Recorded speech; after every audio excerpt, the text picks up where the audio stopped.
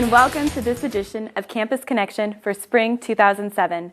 I'm Ashley Tarkington. And I'm Tania Vo. On today's show, we will be talking about the increase of university tuition fees and take a look at the growing homeless population in Santa Monica. We will have 3 very exciting in-studio guests and look at the controversies surrounding the recently approved HPV vaccine, Gardasil. But first, a problem everyone can relate to. Obesity is an epidemic affecting Americans of all ages. Shelby Rodriguez has more on the difficulties students face in battling the bulge. College students across the nation are facing challenges when it comes to leading a healthy lifestyle. With fast food so available on campus, gym memberships costly, and spare time for exercise limited, staying healthy can be just as challenging as getting good grades when you were a college student. Nutritionist Gail Frank believes students are overweight for a few reasons. I contribute students being unhealthy probably to the fact that they are overeating, and they're eating foods with too many calories, and they really are not having a consistent form of physical activity. A recent study by Cornell University found that on average, college freshmen gain 1 pound every 2 weeks, almost 20 times the amount for adults. With Carl's Jr., Round Table, El Pollo Loco, and other fast food restaurants so readily available and inexpensive, it's easy to see how the freshman 15 becomes a reality for so many students. In a week, I eat fast food at least 6 times a week. The campus does offer healthier alternatives, but they come at a higher price, and many students consider cost when choosing their food. Because most of us as students are on budgets, it's definitely not practical in terms of financing, although I would love to be able to eat the more healthy food.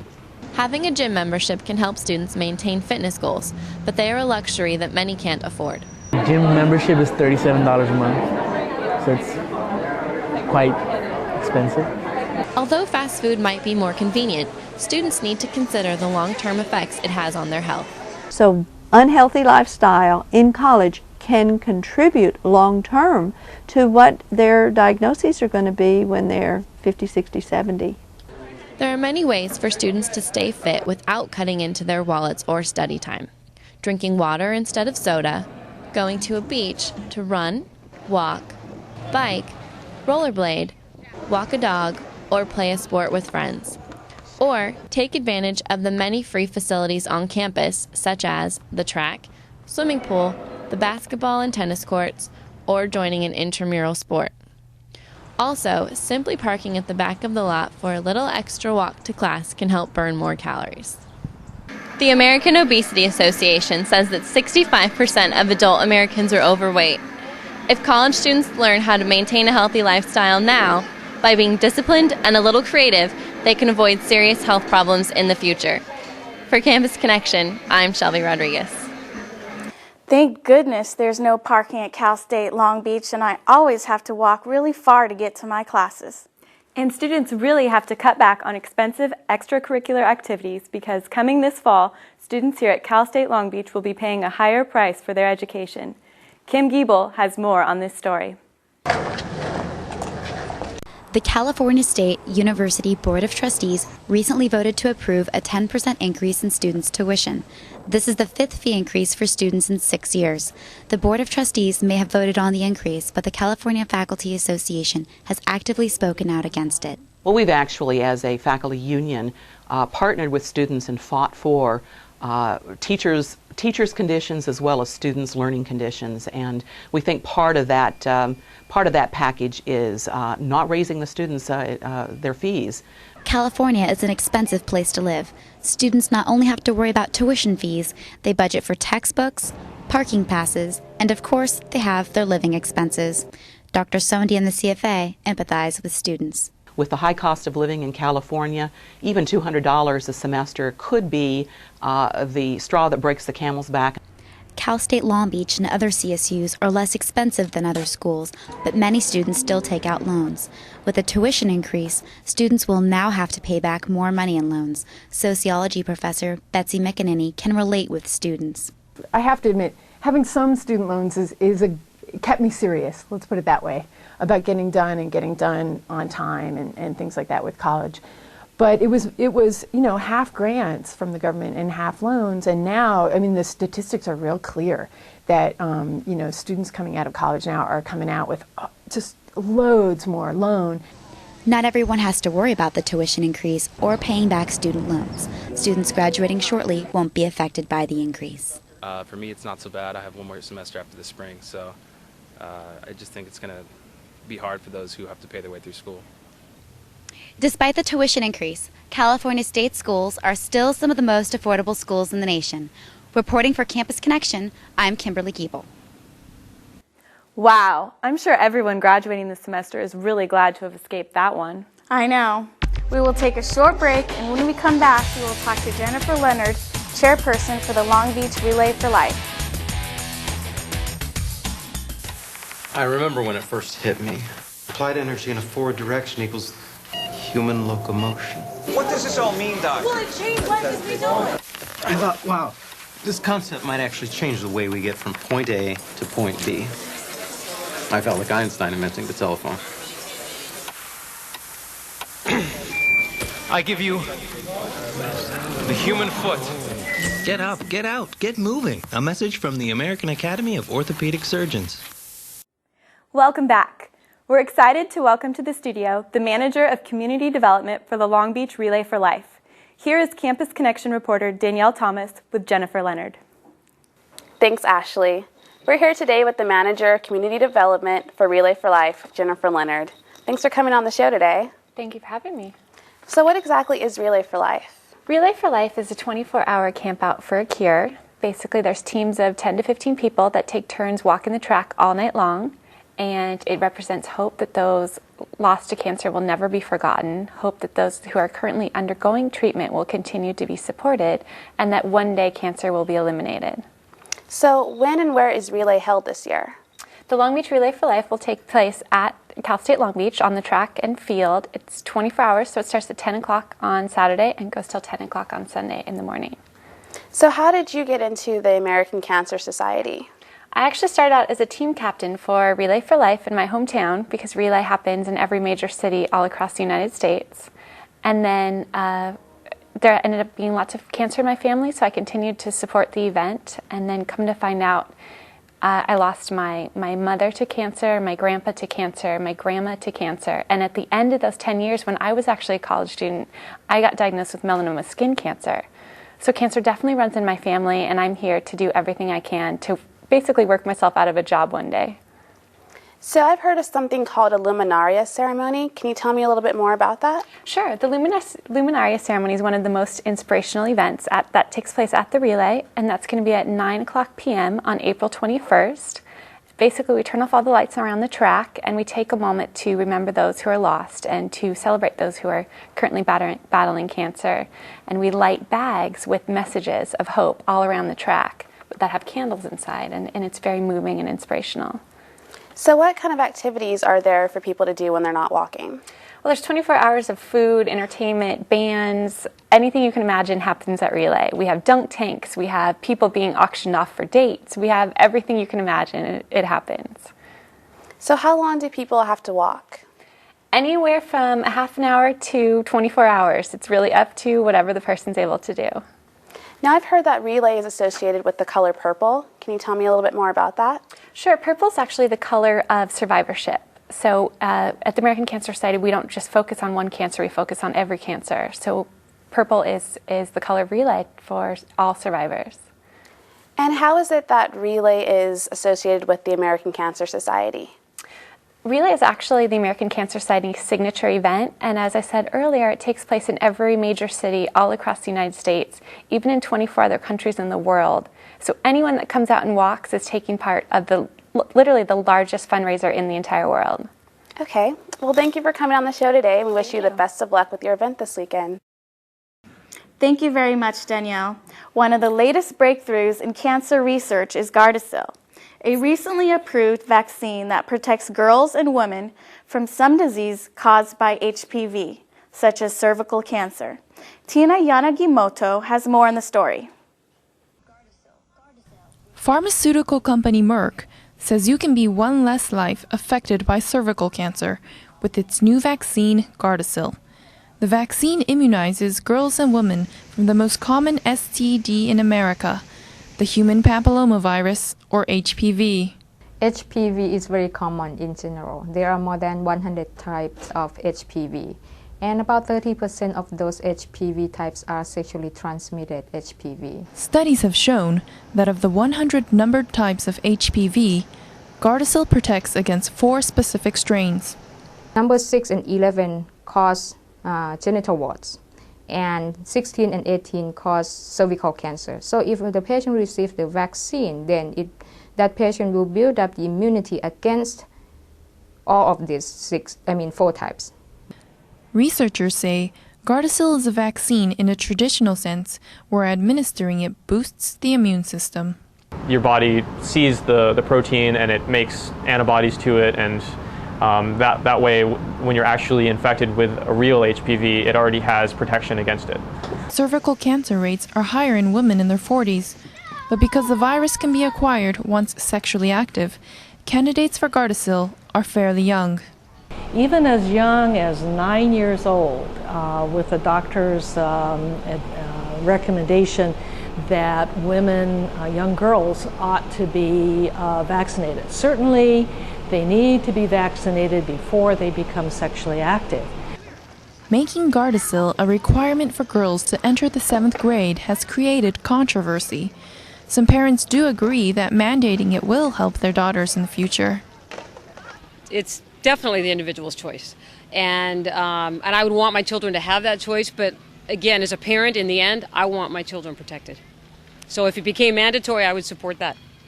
Others say because HPV is transmitted by intimate contact, it should not require a vaccine like other diseases that are more easily spread.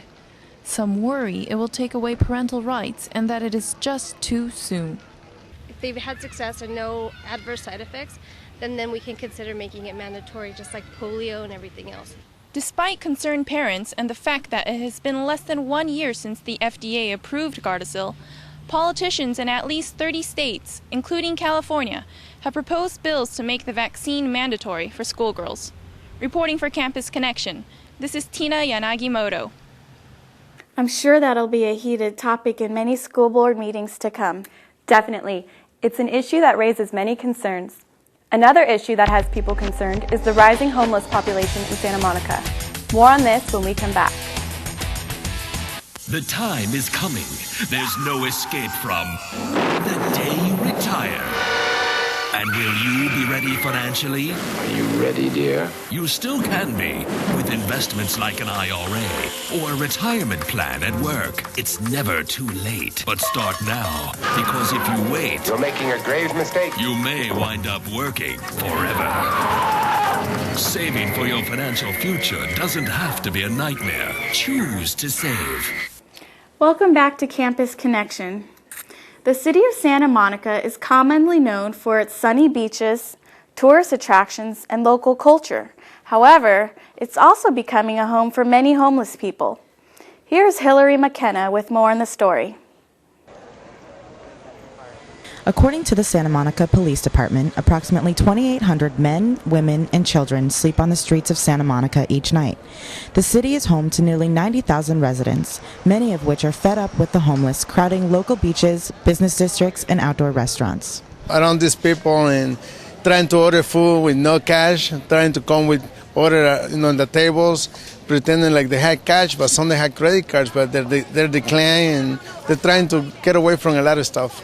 Panhandlers are extremely prevalent in this beach city, especially on the 3rd Street Promenade, where shopping and restaurants attract heavy tourism. While some make signs asking for help, others perform tricks and showcase talents in exchange for money. Easter time again. The candy companies love this time of year. Spring in the air, a new beginning. Summer around the bend. Don't forget to turn your clock ahead. Some tourists claim to be intimidated by the large number of homeless in the community, causing them to take precautions before visiting the area. On the other hand, many locals have become accustomed to the large number of homeless and are somewhat sympathetic towards their reasons for living in Santa Monica. It's warmer, it's by the beach, there's more places to probably hide out, there's more restaurants that are outside so they could ask the customers if they want food or something. You know, there's just more resource for them here probably.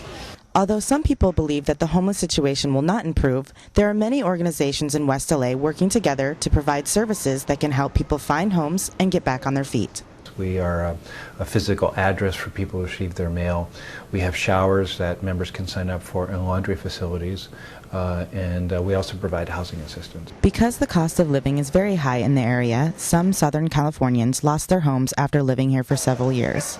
Officials say that even though there are plenty of services available to homeless people, resources and space for shelters are becoming scarce. Some people come out here with dreams of making it in Hollywood and get stuck here. But in the end, there's not enough shelter beds.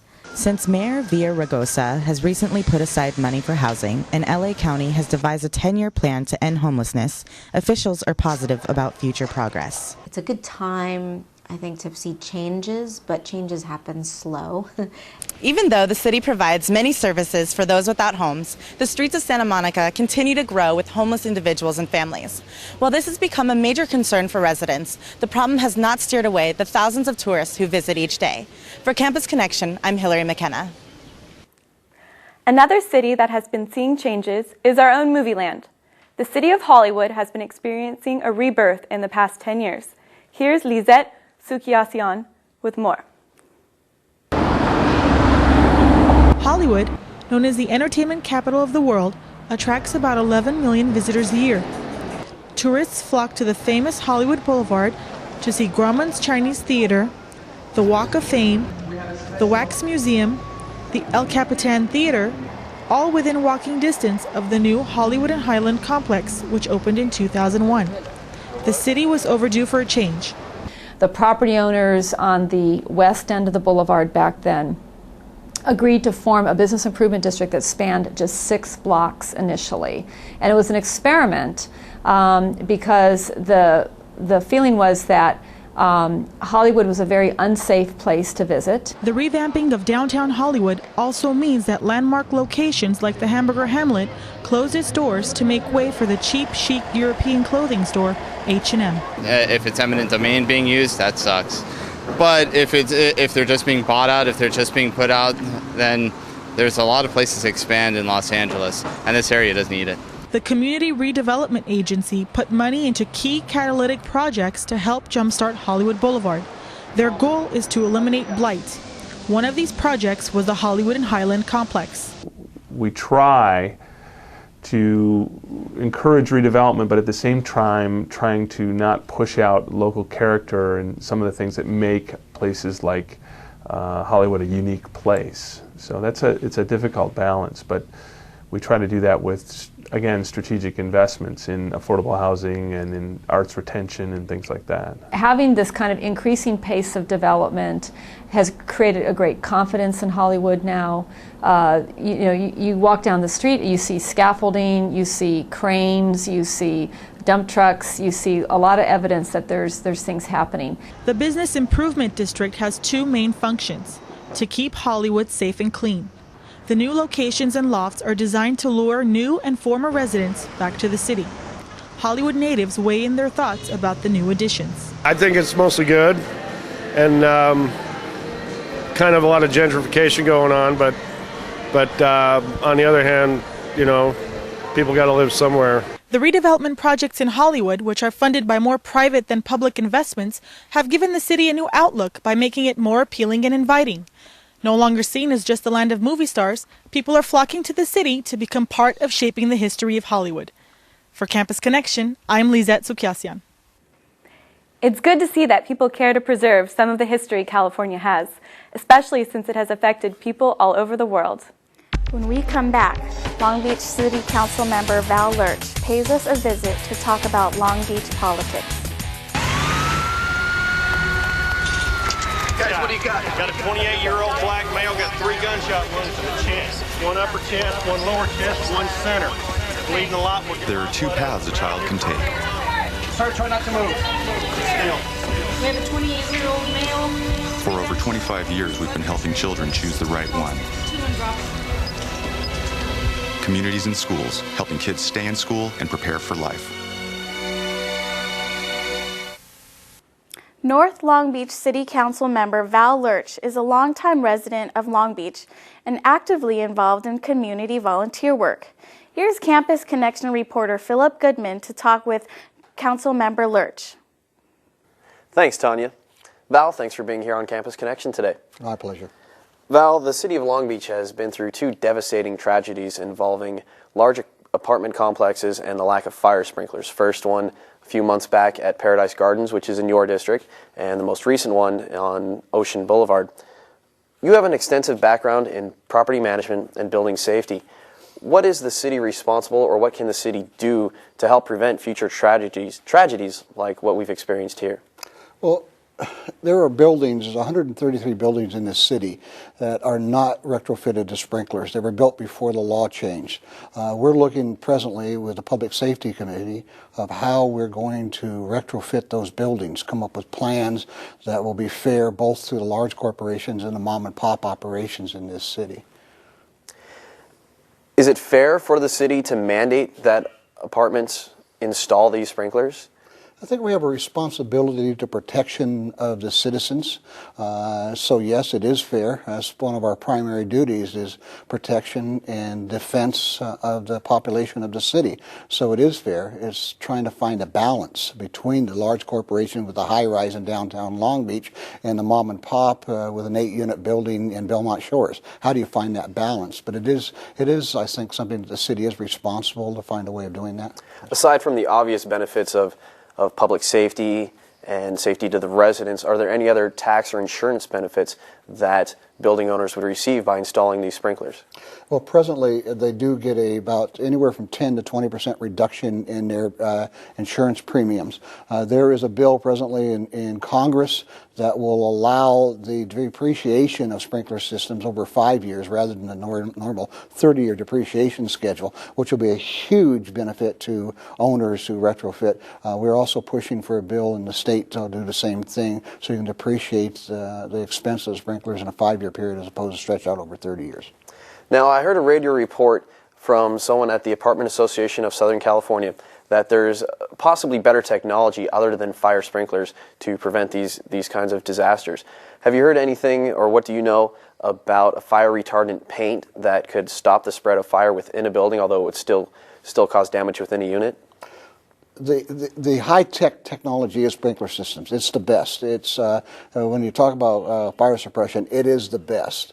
It'll put a fire out within 3 minutes in most cases.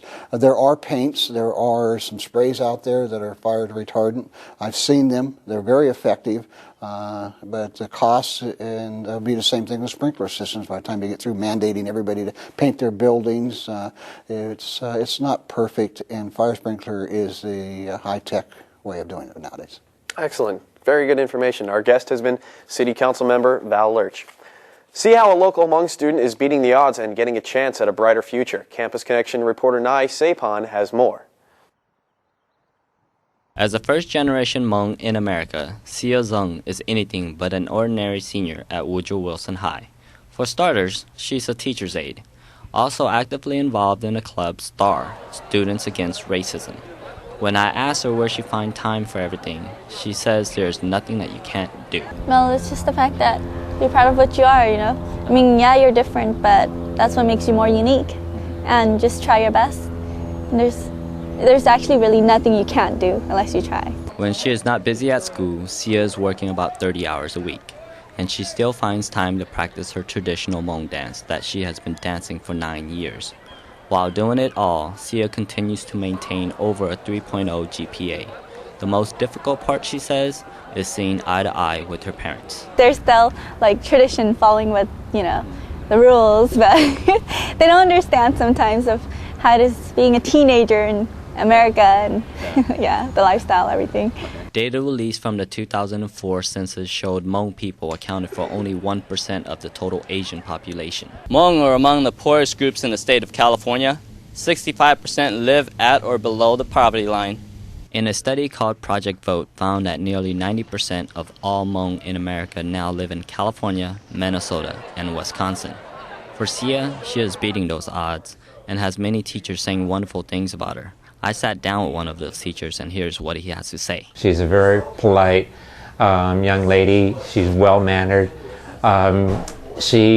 Education is a priority to her, and I believe it is not only comes from the family, but it also it's inside of her. She wants to do well, and she just doesn't accept poor grades. It's what can I do to improve my grade? What can I do to increase the performance? And I think Sia is a young lady that's going to be successful both in her education and finally in her career. After graduation, Sia plans on attending college in the fall, majoring in architecture with a minor in business management.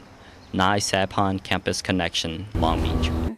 With the Long Beach State Basketball Showcase just a few weeks away, two friends, Wayne Miller and Ernest Hawley, are hoping to receive scholarships to play for the Beach. Here's Pat Dean with the two players. Thank you, Tania. I'm here with Wayne and Ernest. So both of you guys are trying to be Beach teammates next year for Cal State Long Beach basketball. How did you guys meet? I met Wayne at Vets Park through a guy I used to work with named Terry, and we've been real cool ever since. We play in a few leagues now together, and we're just working on our skills, trying to tone them for the showcase coming up. So what is your impression about the showcase? At first you're preparing for Larry Reynolds as being the head coach. Mm-hmm. They fire Larry Reynolds. Dan Monson is in charge. How does the preparation change? It changes because initially we thought we were preparing for Larry Reynolds. Their coaching styles are different, although they could be similar as far as up-tempo. I think with Monson, he could use our style of play. In his up-tempo, he likes to get out up in the floor, and our transitional skills, we can shoot the ball from deep. So, yeah, I think it'll be different in that aspect, but initially it'll be the same because we're just getting up and down the floor. Okay. So you talked to Kevin Houston, the senior point guard for the team who's leaving this year. What kind of encouragement did he give you? He just said that if you want to be successful here at Long Beach State, to just, play tough defense and, just take it in as a whole, just live for the moment here, and just don't take anything for granted and work hard. That was the advice he gave me. And Ernest, how do you think your game can fit into a program such as Long Beach State? Well, like Wayne said, Monson likes to run, and me being a point guard, I have to be the quickest on the floor, make sound decisions, and I love to run the floor. So that's right up my alley, my style of play. Fit in good with that. And you guys are playing in a league right now, as you guys mentioned, the Ace 5-on-5. How has that helped you with the showcase that will be coming up? We just work on our basics, really. We go out there, focus on defense a lot, trying to get our fundamentals sound because when you're playing D1 basketball, you can't afford to make little mistakes. So we just, trying to get fundamentally sound so we'll be ready for this. And Wayne, the game tonight, how many points will you have? Oh, man, I'm trying to go out there and score like 60, but... Kobe Bryant, a little 81. Yeah, you know what I'm saying. But realistically, I look to have like 18 points, 5 rebounds, some assists, and just contribute to my team. Yeah, unlike Wayne, I like to distribute the ball. I could care less whether or not I score. I just try to get the W. So, mostly I'll be setting him up and setting everybody else up. I don't need to be the hero, but I want to play my part. And if you had 10 seconds to audition to Coach Monson, what would you say right now? Both of you guys, real quick. I would say Dan Monson, we're a cohesive tandem, and we can bring it. We can bring the heat to the beach. Play hard. Thank you for joining me. Back to the studio. Thank you very much, Pat Dean. Let's hope it goes well for them. Well, that's all the time we have for today. Thank you for tuning in to another edition of Campus Connection. I'm Ashley Tarkington. And I'm Tania Vo. Thanks for watching.